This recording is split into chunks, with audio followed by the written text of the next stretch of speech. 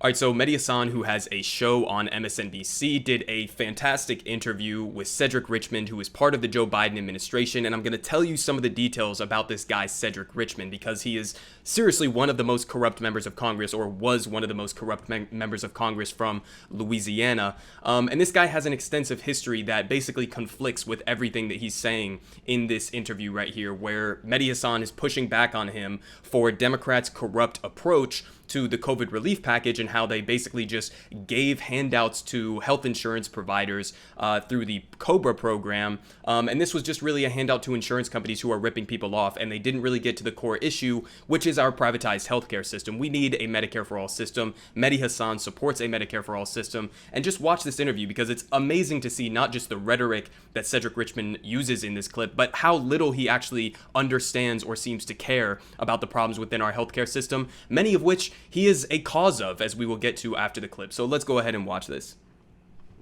And there are a lot of good things in legislation, but also some questionable things. I want to talk about one of those. Today's the 11th anniversary of the Affordable Care Act. As you say, the rescue plan expands subsidies for ACA plans, making premiums much cheaper for many families. That's a good thing. But it could also spend an estimated $35 billion fully covering COBRA for around 2 million unemployed people for just 6 months. How is that a good use of that money? $35 billion subsidizing insurance companies for 6 months. Wouldn't that money be better invested towards building universal health care in this country? Well, clearly you have health insurance right now. But the question is, you ought to pose that to people who have lost their job through no fault of their own, that has lost their health insurance, and they need a bridge so that they stay with insurance, so that they can get that checkup and detect cancer early. It's very easy for people to make judgment calls when they're not in other people's shoes, and I won't do that. I won't put a price on lives. I won't put a price on... Hold on. Hold on. Let me finish. Hold on, with respect. Hold on, wait. Okay. No, but I'm not going to put a price tag on a woman finding out that she has early stages of breast cancer so that we can beat it.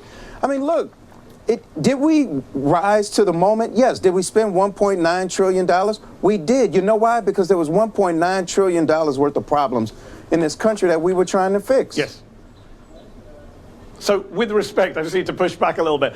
I'm in favor of you spending $1.9 trillion. I'd have gone higher. I'm very happy that you're spending lots of money. And as for the money on healthcare, it's not that I don't want you to spend $35 billion on healthcare. I'm in favor of universal healthcare. And when you say there's no price tag on healthcare, the problem is the president, Joe Biden, told us there is. He says we can't afford Medicare for all. I'm saying if you can afford $35 billion to give to COBRA, which is a very inefficient, overpriced way of giving people healthcare, why not spend that money on a universal healthcare system that helps everyone, not just insurance companies?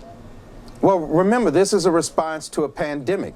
If we didn't have COVID-19, you wouldn't see us doing that COBRA appropriation. So remember, we're probably saying close to the same thing, but remember, this is in response to people losing their jobs through no fault of their own. And if you don't have COVID-19 out there, people are not losing their jobs in record numbers through... Okay, so yeah, no, they are not saying the same thing, okay? Mehdi and him could not be further off from saying the same thing in this circumstance. It's absolutely ridiculous that Cedric Richmond is using some of the same rhetoric that we frequently use to advocate for Medicare for all. He's saying, well, what if somebody lost their job due to the pandemic? Are you saying that they shouldn't be covered? No, of course they should be covered, and guess what would cover that? A Medicare for all system where you detach employment from healthcare, where you guarantee healthcare as a human right to everyone across the board, regardless of if they're employed or not. 500,000 Americans go bankrupt every single year because of medical costs. Between 40 to 60,000 Americans die every single year because they can't afford basic healthcare services. And this motherfucker has the audacity to say, I will not put a price tag on life.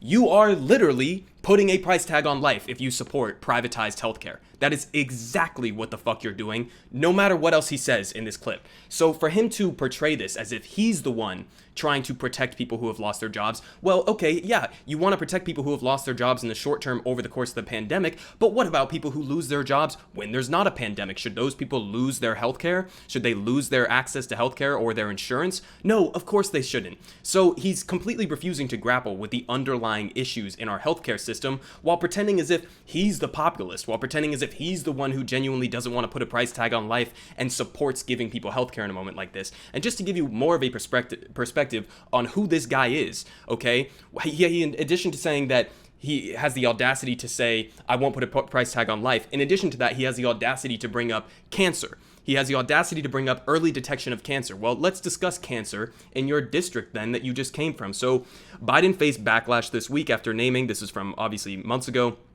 after naming Louisiana Representative Cedric Richmond to lead the Office of Public Engagement. Prakash, the executive director for the Sunrise Movement, said it feels like a betrayal because Richmond has taken more donations from the fossil fuel industry during his congressional career than any other Democrat. This guy is owned by fossil fuel companies. And guess what? He presides over Cancer Alley in Louisiana, one of the worst polluted places in the entire country, where people are suffering the consequences of corruption like Cedric Richmond's has put on full display in his district. Okay, why is the top Democrat absent from the fight against toxic pollution in Cancer Alley? I'll link this article down in the description below because it's really informative. It talks about how some of his constituents in his district tried to get meetings with him and tried to discuss the issues that were being caused by some of these chemical plants in his district, and he basically just brushed them off and was like, fuck you, I don't need to talk to you, and acted as if it wasn't a big deal. So it's a really informative article. Go read the entire thing, but just to give you more of a perspective on his district, 7 of the 10 most air polluted census tracts in America sit in his district, according to EPA data, while a proposed massive expansion of a plastics factory in his district could almost double the amount of toxic air pollution in the parish it will be constructed in. Analysis of Richmond's news releases shows he has not mentioned air pollution in his district at any point during his tenure. An examination of congressional records suggests he has not spoken about the issue in Congress. So presiding over the worst polluted place in the country, and he's not even fucking talking about it. Not only is he not addressing the underlying issues or actually trying to solve the problems, he's not even fucking talking about the problems, which are causing, in many cases, illnesses and cancer. Okay, so for him to bring up cancer in this other circumstance as if he's the one who's looking out for people, absolutely fucking not, you're not. Fucking Cedric Richmond, this is ridiculous, okay? This guy is one of the most corrupt members of the Democratic caucus when he was in Congress. It's absolutely ridiculous. Here's more on this. I've been working in his district every year that he's been a congressman, and I've never seen his face or any of his staff members in the communities working on these industrial pollution issues. It's simply not on their radar. So they simply don't give a fuck. Cedric Richmond does not give a fuck about people who are developing early stage cancer, even in his own district, which are caused by the corruption that he engages with the fossil fuel industry, or did engage with when he was in that position. So this entire clip is super revealing to me because it shows not only does he not understand the underlying problems, he's not even willing to talk about the underlying problems in a serious way. And this is more of a reflection not just on Cedric Richmond, but also a reflection on Joe Biden's administration. Joe Biden said he would veto Medicare for All over its price tag. So for them to insinuate that they're the ones who will not put a price tag on life, they're absolute goddamn liars.